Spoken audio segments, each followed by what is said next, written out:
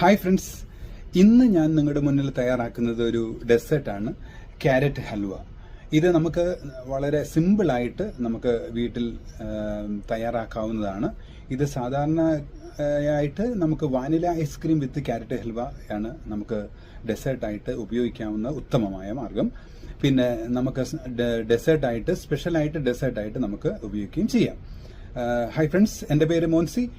Welcome to my video. അപ്പോൾ നമുക്ക് ആ വീഡിയോയിലേക്ക് ഒന്ന് പോകാം. ഫ്രണ്ട്സ്, അതിനായിട്ട് നമുക്ക് 2 മീഡിയം ക്യാരറ്റ് ആണ് നമുക്ക് വേണ്ടുന്നത്. അത് നമുക്ക് നന്നായിട്ട് പീൽ ചെയ്തിട്ട് ഗ്രേറ്റ് ചെയ്ത് വെക്കാം. നമ്മൾ ചെറിയ ഗ്രേറ്ററാണ് ഉപയോഗിക്കേണ്ടത്. ചെറിയ ഗ്രേറ്റർ ഉപയോഗിച്ച് ഗ്രേറ്റ് ചെയ്ത് വെക്കാം. അതിനുശേഷം നമുക്ക് ഒരു പാൻ ചൂടാക്കി 50 ഗ്രാം ബട്ടർ അതിലേക്കിട്ട് ഒന്ന് മെൽറ്റ് ചെയ്തതിന് ശേഷം നമ്മൾ ഗ്രേറ്റ് ചെയ്ത ക്യാരറ്റ് നമുക്കതിലേക്ക് ഇട്ട് കൊടുക്കാം. അത് നന്നായിട്ടൊന്ന് സോത്തേ ചെയ്തതിന് ശേഷം, ആ ബട്ടറിൽ നന്നായിട്ടൊന്ന് സോത്തേ ചെയ്തതിന് ശേഷം നമുക്കത് അടച്ചു വെക്കാം. അപ്പം ഇതിൽ വെള്ളമൊന്നും ഉപയോഗിക്കാൻ പാടില്ല. ക്യാരറ്റിൽ സ്വാഭാവികമായിട്ട് അല്പം വെള്ളമുണ്ട്. ആ ജലാംശവും ബട്ടറും കൂടെ കൂടിയിരുന്ന് അത് വെന്ത് നല്ല പാകമാകും. അപ്പം നമുക്ക് അല്പനേരം അടച്ചു വെക്കാം. അതിനുശേഷം നമുക്ക് തുറന്നിട്ട് ഒന്ന് നന്നായിട്ടൊന്ന് മിക്സ് ചെയ്തൊന്ന് ഒന്ന് സോത്തേ ചെയ്തതിന് ശേഷം നമുക്ക് അതിലേക്ക് 2 സ്പൂൺ പഞ്ചസാര നമുക്ക് ആഡ് ചെയ്യാം.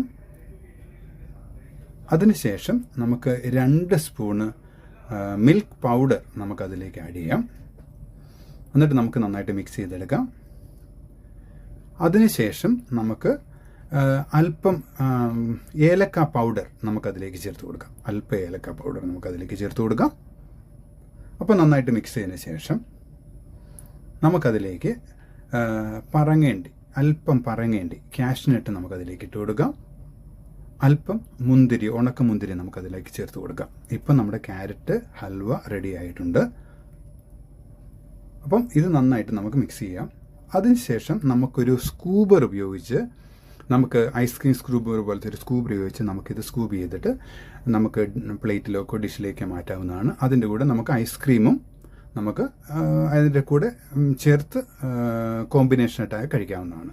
അല്ല, നമ്മൾ ക്യാരറ്റ് ഹൽവ തന്നെ ആയാലും നമുക്ക് കഴിക്കാവുന്നതാണ്. വളരെ ടേസ്റ്റി ആയിട്ടുള്ളൊരു ഹെൽത്തി ആയിട്ടുള്ളൊരു ഹൽവയാണ്, ബട്ടറൊക്കെ ചേരുന്നതുകൊണ്ട്.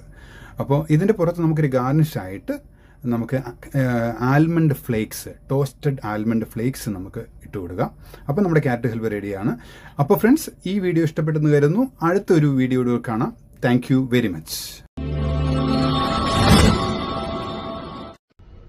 ഹായ് ഫ്രണ്ട്സ്, ഇന്ന് ഞാൻ നിങ്ങളുടെ മുന്നിൽ തയ്യാറാക്കുന്നത് ഒരു